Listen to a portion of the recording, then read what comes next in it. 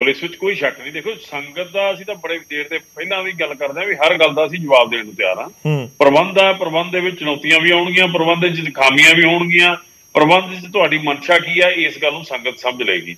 ਸੋ ਇੱਕ ਮੈਂ ਕਲੀਅਰ ਕਰਨੀ ਚਾਹੁੰਦਾ, ਰਾਣੋ ਜੀ ਨੇ ਇੱਕ ਗੱਲ ਕੀਤੀ ਸੀ ਕਿ ਅਸੀਂ ਹਿੰਦੂ ਜਿਹੜਾ ਵਾ ਜਾਂ ਹੋਰ ਆ, ਦੇਖੋ ਇੱਕ ਗੱਲ ਅਸੀਂ ਹੱਥ ਬੰਨ੍ਹ ਕੇ ਬੇਨਤੀ ਕਰਦੇ ਹਾਂ, ਕਿਸੇ ਵੀ ਧਰਮ ਦਾ ਆਪਣੇ ਮੰਦਿਰ ਜਾਂ ਆਪਣੀ ਆਸਥਾ ਦੇ ਸਥਾਨਾਂ ਦਾ ਪ੍ਰਬੰਧ ਹੈ ਉਹ ਉਹਨਾਂ ਹੀ ਧਰਮ ਦੇ ਲੋਕਾਂ ਨੂੰ ਦੇਣਾ ਚਾਹੀਦਾ ਜਿਹੜੇ ਉਸ ਧਰਮ ਦੀ ਮਰਿਆਦਾ ਬਾਰੇ ਜਾਣਦੇ। ਹੁਣ ਭੋਮਾ ਜੀ ਨੇ ਇਹਦੇ ਬਾਰੇ ਜ਼ਿਕਰ ਕੀਤਾ, ਬਿਲਕੁਲ ਜਿਹੜਾ ਗੁਰੂ ਨਾਨਕ ਨਾਮ ਲੇਵਾ ਕੁੱਲ ਦੁਨੀਆ ਦੇ ਅੰਦਰ ਵਸਣ ਵਾਲੇ ਲੋਕ ਨੇ, ਉਹ ਜ਼ਰੂਰੀ ਨਹੀਂ ਕਿ ਇਕੱਲੇ ਸਿੱਖ ਨੇ, ਹਰ ਮਜ਼ਹਬ ਤੇ ਹਰ ਦੇਸ਼ ਦੇ ਅੰਦਰ ਹਰ ਦਿਸ਼ਾ ਦੇ ਅੰਦਰ ਗੁਰੂ ਨਾਨਕ ਨਾਮ ਲੇਵਾ ਸੰਗਤ ਹੈ। ਸਾਡੇ ਮਨ ਦੇ ਅੰਦਰ ਉਹਨਾਂ ਲਈ ਬਹੁਤ ਵੱਡਾ ਸਤਿਕਾਰ ਹੈ। ਪਰ ਇਹ ਗੱਲ ਜਿਹੜੀ ਹੈ ਕਿ ਜਿਹੜੇ ਪ੍ਰਬੰਧ ਚੋਣ ਕਰਤਾ ਹੋਣ ਉਹ ਵੀ ਜਿਹੜੇ ਆ ਸਿੱਖੀ ਭਾਵਨਾ ਤੇ ਸਿੱਖੀ ਰਵਾਇਤਾਂ ਨੂੰ ਸਮਝਦੇ ਹੋਣ।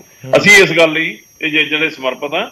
ਰਾਣੂ ਜੀ ਇਸ ਗੱਲ ਲਈ ਕੀ ਲੜਾਈ ਲੜ ਰਹੇ ਨੇ, ਇਹਨਾਂ ਨੂੰ ਕੀ ਪ੍ਰਾਪਤੀ ਹੋਈ ਕੀ ਨਹੀਂ ਹੋਏਗਾ, ਇਹ ਵੱਖਰੀ ਗੱਲ ਆ। ਹੁਣ ਜਿਹੜੀ ਗੱਲ ਤੁਸੀਂ ਗੱਲ ਕੀਤੀ ਸੀ ਗੌਰਵ ਜੀ, ਬੈਠੇ ਨੇ ਮੇਰੇ ਮਿੱਤਰ ਬੈਠੇ ਨੇ ਸੋਈ ਸਾਹਿਬ, ਬੜੇ ਚੰਗੇ ਮਿੱਤਰ ਨੇ, ਇਹਨਾਂ ਦੀ ਵਿਚਾਰਤਾ ਬਹੁਤ ਚੰਗੀ ਹੈ। ਪਰ ਮੈਂ ਇਹ ਗੱਲ ਕਹਿ ਦਿਆਂ ਕਿ ਪਾਰਟੀ ਜਿਹੜੀ ਆ, ਮੈਂ ਇਕੱਲੀ ਪਾਰਟੀ ਦਾ ਨਾਂ ਨਹੀਂ ਲਾਂਗਾ, ਪਰ ਪਿਛਲੇ ਦਿਨ ਜਿਹੜੀਆਂ ਘਟਨਾ ਵਾਪਰੀਆਂ ਮੈਂ ਉਹਦੀ ਜ਼ਿਕਰ ਥੋੜਾ ਜਿਹਾ ਜ਼ਰੂਰ ਕਰਾਂਗਾ। ਤੁਸੀਂ ਜ਼ਿਕਰ ਕੀਤਾ ਸੀ ਕਿ ਬੀਬੀ ਜਗੀਰ ਕੌਰ ਜੀ ਦੀ ਚੋਣ ਦੇ ਵਿੱਚ ਬਹੁਤ ਵੱਡਾ ਜ਼ੋਰ ਲੱਗਾ, ਇਸ ਵਿੱਚ ਕੋਈ ਸ਼ੱਕ ਨਹੀਂ। ਇਹ ਨਾ ਵੀ ਮੰਨਣ ਤਾਂ ਵੀ ਸਾਰੀ ਦੁਨੀਆ ਨੂੰ ਪਤਾ ਕਿ ਬੀਬੀ ਜਗੀਰ ਕੌਰ ਜੀ ਦੀ ਇਲੈਕਸ਼ਨ ਦੇ ਬਾਰੇ ਵਿੱਚ ਕੀ ਕੁਛ ਹੋਇਆ।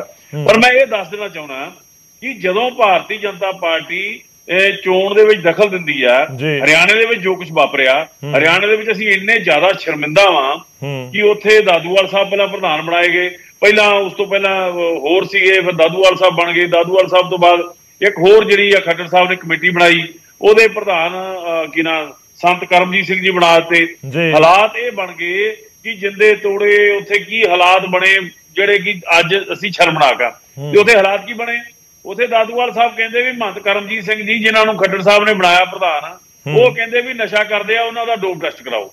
ਉਧਰੋਂ ਮਹੰਤ ਕਰਮਜੀਤ ਸਿੰਘ ਜੀ ਕਹਿੰਦੇ ਵੀ ਇਹ ਗੋਲਕ ਚੋਰ ਆ, ਇਹ ਗੋਲਕ ਦੀ ਲੁੱਟ ਦੀ ਗੱਲ ਕਰਦਾ। ਤੀਸਰੇ ਇਹਨਾਂ ਦੇ ਕਿਹੜਾ ਮਸੀਜਾ ਸਾਹਿਬ ਸੀਗੇ ਜਿਹੜੇ ਜਨਰਲ ਸਕੱਤਰ, ਉਹਨਾਂ ਨੂੰ ਹਟਾ ਦਿੱਤਾ ਗਿਆ। ਮਤਲਬ ਇਹ ਹਾਲੇ ਕਹਿੰਦੇ ਕੋਹ ਨਾ ਚੱਲੀ ਬਾਬਾ ਧਿਆਈ, 2-4 ਮਹੀਨੇ ਦੇ ਵਿੱਚ ਇਹ ਸਾਰਾ ਕੁਛ ਹੋ ਗਿਆ।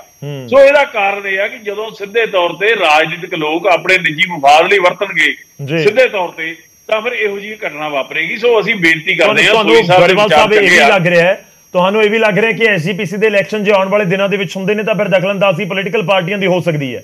ਤੁਸੀਂ ਬੀਜੇਪੀ ਵਾਲੇ ਪਾਸੇ ਇਸ਼ਾਰਾ ਕਰ ਰਹੇ ਹੋ। ਪਹਿਲਾਂ ਵੀ ਹੁੰਦੀ ਆਈ ਆ ਸਿੱਧੇ ਤੌਰ ਤੇ, ਹੁਣ ਤਾਂ ਇਸ ਤੋਂ ਵੀ ਜ਼ਿਆਦਾ ਹੋਏਗੀ। ਇਹਨੂੰ ਤੁਸੀਂ ਰੋਕ ਨਹੀਂ ਸਕਦੇ ਜਾਂ ਮੈਂ ਨਹੀਂ ਕਹਿੰਦਾ। ਦੇਖੋ ਪੁਆਇੰਟ ਇਹ ਵੀ ਹੈ ਕਿ ਪੋਲੀਟੀਕਲ ਪਾਰਟੀਆਂ ਵਿੱਚ ਜਿਹੜੀਆਂ ਬਹੁਤ ਐਕਟਿਵ ਨੇ ਇਸ ਸਮੇਂ ਪੰਜਾਬ 'ਚ, ਮੈਂ ਉਹਨਾਂ ਦਾ ਜ਼ਿਕਰ ਕਰਾਂ, ਚਾਹੇ ਕਾਂਗਰਸ ਹੋਵੇ, ਬੀਜੇਪੀ ਹੋਵੇ ਜਾਂ ਆਮ ਆਦਮੀ ਪਾਰਟੀ ਹੋਵੇ, ਉਹ ਡਾਇਰੈਕਟਲੀ ਕਹਿੰਦੇ ਨੇ ਕਿ ਨਹੀਂ, ਜਿਵੇਂ ਅਕਾਲੀ ਦਲ ਜਾ ਕੇ ਇਲੈਕਸ਼ਨ ਲੜਦਾ ਅਸੀਂ ਉਸ ਤਰੀਕੇ ਨਾਲ ਕਿਸੇ ਤਰੀਕੇ ਦੀ ਕੋਈ ਵੀ ਸ਼ਮੂਲੀਅਤ ਨਹੀਂ ਕਰਾਂਗੇ। ਦੇਖੋ ਜੀ, ਸ਼ਮੂਲੀਅਤ ਜਿਹੜੀ ਆ ਹੁੰਦੀ ਰਹੀ ਆ, ਪਰਦੇ ਦੇ ਪਿੱਛੇ ਹੁੰਦੀ ਰਹੀ ਆ, ਖੁੱਲ ਕੇ ਵੀ ਹੁੰਦੀ ਰਹੀ ਆ। ਕੋਈ ਇਹੋ ਜਿਹੀ ਗੱਲ ਨਹੀਂ ਆ ਦਿਨ ਆ ਜਾਣੇ ਆ ਤੁਹਾਡੇ ਸਾਹਮਣੇ, ਇੱਥੇ ਬੜਾ ਕੁਛ ਹੋਣਾ, ਇੱਥੇ ਸਮਝੌਤੇ ਵੀ ਹੋਣੇ ਆ ਤੇ ਬਹੁਤ ਕੁਛ ਹੋਣਾ।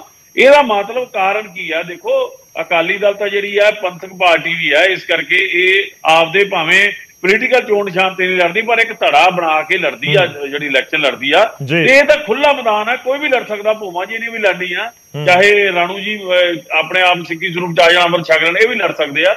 ਇਹਦਾ ਸੋਈ ਸਾਹਿਬ ਵੀ ਲੜ ਸਕਦੇ ਆ ਜੀ, ਕਿਹੜੀ ਗੱਲ ਆ, ਉਦੋਂ ਅਸਤੀਫਾ ਦੇ ਕੇ ਕੋਈ ਵੀ ਲੜ ਸਕਦਾ। ਇਲੈਕਸ਼ਨ ਤਾਂ ਖੁੱਲੀ ਆ, ਇਸ ਦੇ ਕੋਈ ਬੰਧਨ ਨਹੀਂ ਹੈਗਾ। ਜੋ ਮਰਜ਼ਾਦਾ ਉਸ ਮਰਜ਼ਾਦਾ ਜਾ ਕੇ ਬਿਲਕੁਲ, ਸੋ ਇਹ ਲੜਨਗੇ, ਲੜੀ ਜਾਊਗੀ।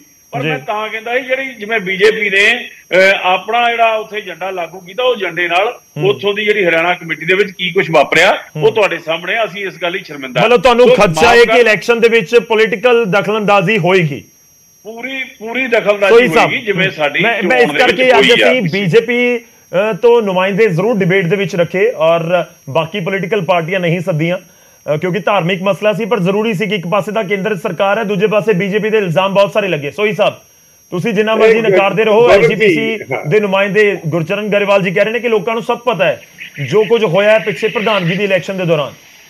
ਗੌਰਵ ਜੀ, ਗਰੇਵਾਲ ਸਾਹਿਬ ਬੜੇ ਸਨਮਾਨਿਤ ਨੇ ਤੇ ਮਿੱਤਰ ਵੀ ਨੇ ਤੇ ਭਰਾ ਵੀ ਨੇ। ਇਹਨਾਂ ਨੇ ਬੜਾ, ਜਦੋਂ ਵੀ ਕੋਈ ਕਦੀ ਇਹਨਾਂ ਕੋ ਗਏ ਆ, ਮੈਨੂੰ ਯਾਦ ਆ ਜਦੋਂ ਅਸੀਂ 550 ਸਾਲਾ ਗੁਰੂ ਨਾਨਕ ਸਾਹਿਬ ਦਾ ਮਨਾਇਆ ਸੀਗਾ, ਇਹਨਾਂ ਨੇ ਅੱਗੇ ਹੋ ਕੇ ਚਾਹੇ ਉਹ ਅੰਬੈਸਡਰ ਆਏ ਹੋਣ 92 ਕੰਟਰੀਆਂ ਦੇ, ਚਾਹੇ 40 ਦੇਸ਼ਾਂ ਦੇ ਬੱਚੇ ਆਏ ਹੋਣ, ਇਹਨਾਂ ਨੇ ਬਹੁਤ ਵਧੀਆ ਰੋਲ ਪਲੇ ਕੀਤਾ ਸੀ। ਪਤਾ ਕੀ ਹੈ ਗੌਰਵ ਜੀ, ਅੱਜ ਬੀਜੇਪੀ ਦਾ ਨਾਂ ਕਿਉਂ ਲੈਣ ਤੇ ਪੰਥਕ ਪਾਰਟੀਆਂ ਮਜਬੂਰ ਹੋ ਰਹੀਆਂ? ਕਿਉਂਕਿ ਮੋਦੀ ਸਾਹਿਬ ਨੂੰ ਸਿੱਖ ਪੰਥ ਨਾਲ, ਸਿੱਖ ਧਰਮ ਦੇ ਨਾਲ ਲਗਾਵ ਨਹੀਂ, ਪਿਆਰ ਨਹੀਂ, ਸ਼ਰਧਾ।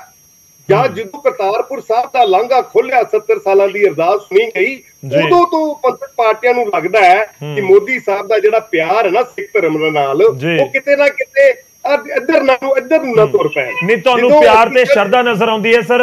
ਜਿਹੜੇ ਤੁਹਾਡੇ ਵਿਰੋਧੀ ਨੇ ਉਹਨਾਂ ਨੂੰ ਦਖਲਅੰਦਾਜ਼ੀ ਲੱਗਦੀ ਹੈ ਇਹੀ? ਗੌਰਵ ਜੀ ਮੈਨੂੰ ਪੂਰਾ ਕਰ ਲੈਣ ਦਿਓ। ਜਦੋਂ ਅਸੀਂ 550 ਸਾਲਾ ਗੁਰੂ ਨਾਨਕ ਸਾਹਿਬ ਦਾ ਮਨਾਇਆ, 550 ਕਰੋੜ ਰੁਪਇਆ ਸੁਲਤਾਨਪੁਰ ਲੋਧੀ ਨੂੰ ਦਿੱਤਾ, ਅਤੇ ਜਦੋਂ ਕਾਲੀ ਸੂਚੀ ਚੋਂ ਸਿੱਖਾਂ ਨੂੰ ਕੱਢਿਆ ਗਿਆ, ਜਦੋਂ 1984 ਦੇ ਦੰਗੇ ਦੇ ਦੋਸ਼ੀਆਂ ਨੂੰ ਸਜ਼ਾ ਦਿਵਾਈ ਗਈ, ਜਦੋਂ ਗੁਰੂ ਤੇਗ ਬਹਾਦਰ ਸਾਹਿਬ ਦਾ 400 ਸਾਲਾ ਸ਼ਹੀਦੀ ਗੁਰਪੁਰਬ ਇੰਨੇ ਵਧੀਆ ਢੰਗ ਦੇ ਨਾਲ ਲਾਲ ਕਿਲੇ ਤੇ ਮਨਾਇਆ ਗਿਆ, ਜੋ ਡੈਫੀਨੇਟਲੀ ਆ ਪਾਰਟੀਆਂ ਨੂੰ ਥੋੜੀ ਜੀ ਤਕਲੀਫ ਹੁੰਦੀ ਹੈ ਕਿ ਸਿੱਖ ਧਰਮ ਦੇ ਨਾਲ ਇੰਨੀ, ਜਿਹੜੇ ਦਿੱਲੀ ਦੇ ਸ਼ਾਸਕਾਂ ਨੂੰ, ਦਿੱਲੀ ਤੇ ਜਿਹੜੀ ਪਾਰਟੀ ਰੂਲ ਕਰਦੀ, ਕਦੀ ਇੰਨਾ ਪਿਆਰ ਨਹੀਂ ਸੀ।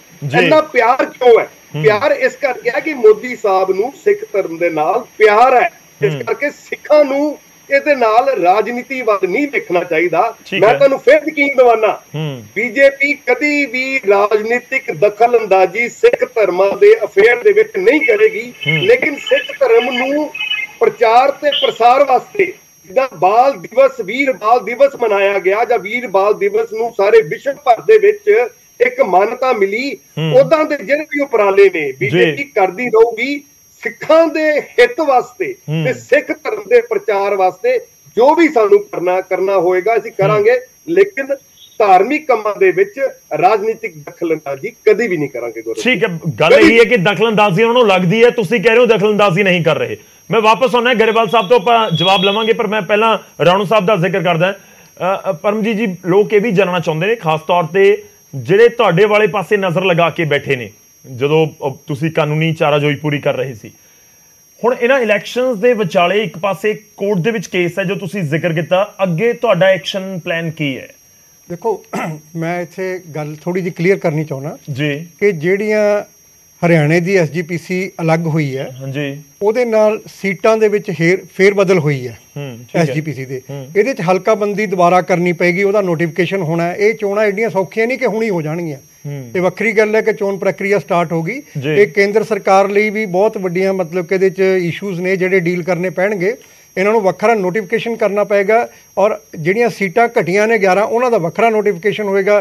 ਫਿਰ ਰਿਜ਼ਰਵੇਸ਼ਨ ਆਫ ਲੇਡੀਜ਼, ਫੀਮੇਲਸ ਤੇ ਜਿਹੜੀਆਂ ਸੀਟਾਂ ਨੇ ਉਹਨਾਂ ਬਾਰੇ ਵੀ ਸਾਰਾ ਇਹਨਾਂ ਨੂੰ ਦੁਬਾਰਾ ਪ੍ਰਕਿਰਿਆ ਕਰਨੀ ਪਏਗੀ। ਠੀਕ ਹੈ। ਜਿਹੜੀ ਅਗਲੀ ਗੱਲ ਮੈਂ ਮੇਨ ਕਰਨੀ ਚਾਹੁੰਦਾ, ਜਿਸ ਤਰ੍ਹਾਂ ਗੁਰਚਰਨ ਗਰੇਵਾਲ ਜੀ, ਇਹ ਵੀ ਮੇਰੇ ਵੀ ਵੱਡੇ ਭਰਾ ਨੇ ਇਹ, ਔਰ ਮੇਰੇ ਗੁਆਂਢੀ ਵੀ ਨੇ, ਇਹਨਾਂ ਦਾ ਸੋਈ ਸਾਹਿਬ ਨਾਲ ਜਿੰਨਾ ਪਿਆਰ ਹੈ, ਦੋਸਤੀ ਹੈ ਇਹਨਾਂ ਦੀ ਆਪਸ 'ਚ ਭਰਾਵਾਂ ਵਰਗਾ, ਇਵੇਂ ਜਿਵੇਂ ਇਹਨਾਂ ਦੀਆਂ ਪਾਰਟੀਆਂ ਦਾ ਵੀ ਬਹੁਤ ਪਿਆਰ ਸੀ ਆਪਸ ਦੇ ਵਿੱਚ, ਅਕਾਲੀ ਦਲ ਤੇ ਭਾਰਤੀ ਜਨਤਾ ਪਾਰਟੀ ਦਾ। ਉਸ ਵੇਲੇ ਸਹਿਜਧਾਰੀ ਸਿੱਖਾਂ ਦੀਆਂ ਵੋਟਾਂ ਦਾ ਹੱਕ ਖਤਮ ਕਰਨ ਦੇ ਵਿੱਚ ਜਿਹੜਾ ਯੋਗਦਾਨ ਅਕਾਲੀ ਦਲ ਨੇ ਭਾਜਪਾ ਦੇ ਹੱਥੀਂ ਕਰਾਇਆ, ਉਹ ਵੀ ਸਾਰਾ ਲੋਕਾਂ ਨੂੰ ਪਤਾ ਹੀ ਹੈ, ਔਰ ਅਸੀਂ ਲੜਦੇ ਆ ਰਹੇ ਹਾਂ। ਬਿਲਕੁਲ ਕਨਕਲੂਜਨ ਵਾਲੇ ਪਾਸੇ ਜਾ ਰਹੇ ਹਾਂ। ਰਾਣੂ ਸਾਹਿਬ, ਬਹੁਤ ਛੋਟੀ ਸਟੇਟਮੈਂਟ, ਜਿਹੜੀ ਮੰਗ ਤੁਸੀਂ ਕਰ ਰਹੇ ਸੀ ਉਹ ਮੰਗ ਕੰਪਲੀਟ ਨਹੀਂ ਹੋਈ। ਇਸ ਵਿਚਾਲੇ ਇਲੈਕਸ਼ਨ ਹੋਣ ਜਾ ਰਹੇ ਨੇ ਜਾਂ ਜਲਦ ਹੋ ਜਾਣਗੇ, ਉਸੇ ਪੁਆਇੰਟ ਤੇ ਆ ਰਿਹਾ ਕਿ ਤੁਹਾਡਾ ਐਕਸ਼ਨ ਪਲਾਨ ਕੀ ਹੋਏਗਾ? ਤੁਸੀਂ ਦੁਬਾਰਾ ਅਦਾਲਤ ਦਾ ਰੁਖ ਕਰੋਗੇ? ਨਹੀਂ, ਬਿਲਕੁਲ ਕਰਾਂਗੇ। ਪੋਲੀਟੀਕਲ ਪਾਰਟੀਜ਼ ਦੀ ਇਹਦਾ ਮਤਲਬ ਤਾਂ ਹੋਏਗਾ ਕਿ ਇਲੈਕਸ਼ਨ ਤੇ ਰੋਕ ਲੱਗੇਗੀ, ਫਿਰ ਦੁਬਾਰਾ ਲਟਕਦੇ ਰਹਿਣਗੇ ਇਲੈਕਸ਼ਨ। ਗੱਲ ਕਲੀਅਰ ਕਰਨੀ ਚਾਹੁੰਦਾ ਕਿ ਪੋਲੀਟੀਕਲ ਪਾਰਟੀਜ਼ ਨੂੰ ਇਹਨਾਂ ਚੋਣਾਂ ਦੇ ਵਿੱਚ ਚੋਣ ਲੜਨ ਨਾ ਦਿੱਤਾ ਜਾਵੇ। ਇਹ ਸਾਡੀ ਪਟੀਸ਼ਨ ਗੁਰਦੁਆਰਾ ਕਮਿਸ਼ਨ ਕੋਲ ਵੀ ਪਈ ਹੈ ਔਰ ਮਿਨਿਸਟਰੀ ਆਫ ਹੋਮ ਅਫੇਅਰਸ ਕੋਲ ਵੀ ਪਈ ਹੈ, और जिन्हों के रेफर करके मेरे को लेटर है कि इलेक्शन कमीशन ऑफ इंडिया को भी वो लेटर जा चुकी है होम मिनिस्ट्री वालों। ਉਹਦੇ 'ਚ ਅਸੀਂ ਕਲੀਅਰ ਮੰਗ ਕੀਤੀ ਹੈ ਕਿ ਜਿਹੜੀਆਂ ਇਹ ਧਾਰਮਿਕ ਚੋਣਾਂ ਨੇ ਸਿਰਫ ਜਥੇਬੰਦੀਆਂ ਲੜਨ, ਇਹਦੇ 'ਚ ਕੋਈ ਪੋਲੀਟੀਕਲ ਪਾਰਟੀ ਨਾ ਲੜੇ। ਔਰ ਅੱਜ ਜਿਹੜਾ ਨੋਟੀਫਿਕੇਸ਼ਨ ਹੋਇਆ, ਇਹਦੇ 'ਚ ਸੈਕਸ਼ਨ ਜਿਹੜਾ ਇਹਨਾਂ ਨੇ 16.4 ਤੋਂ ਲੈ ਕੇ 118 ਤੱਕ ਦੇ ਪੁਆਇੰਟਸ ਦਿੱਤੇ ਨੇ ਚੋਣ ਕਮਿਸ਼ਨ ਸਾਹਿਬ ਨੇ, ਉਹਦੇ 'ਚ ਇਹਨਾਂ ਨੇ ਪੋਲੀਟੀਕਲ ਪਾਰਟੀਆਂ ਦਾ ਦਰਦ ਜ਼ਾਹਿਰ ਕੀਤਾ। ਤੁਸੀਂ ਪੜ੍ਹਿਆ ਹੋਣਾ ਨੋਟੀਫਿਕੇਸ਼ਨ।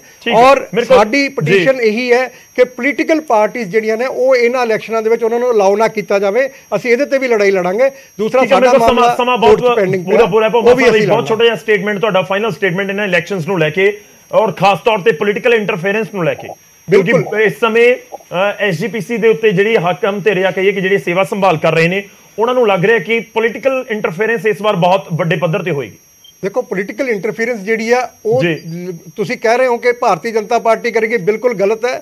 ਇਹ ਜਿਹੜੀ ਪੋਲੀਟੀਕਲ ਇੰਟਰਫੀਰੈਂਸ ਹੋਣੀ ਹੈ ਇਹ ਬਾਕੀ ਲੋਕਲ ਪੋਲੀਟੀਕਲ ਪਾਰਟੀਆਂ ਦੀ ਹੋਣੀ ਹੈ। ਭਾਰਤੀ ਜਨਤਾ ਪਾਰਟੀ ਦਾ ਹਲੇ ਉਹਨਾਂ ਸਿੱਖ ਨਹੀਂ, ਉਹਨਾਂ ਦੀ ਇਕਾਈਆਂ ਸਭ ਦੀਆਂ ਹੈਗੀਆਂ, ਸਭ ਦੀਆਂ ਇਕਾਈਆਂ ਤਾਂ ਹੈਗੀਆਂ। ਮੈਂ ਉਹਨਾਂ ਸਿੱਖ ਬੇਸ ਨਹੀਂ ਬਣ ਪਾਇਆ ਜਿਹਦੀ ਉਨੀ ਫੋਲੋਇੰਗ ਬਣ ਜਾਵੇ।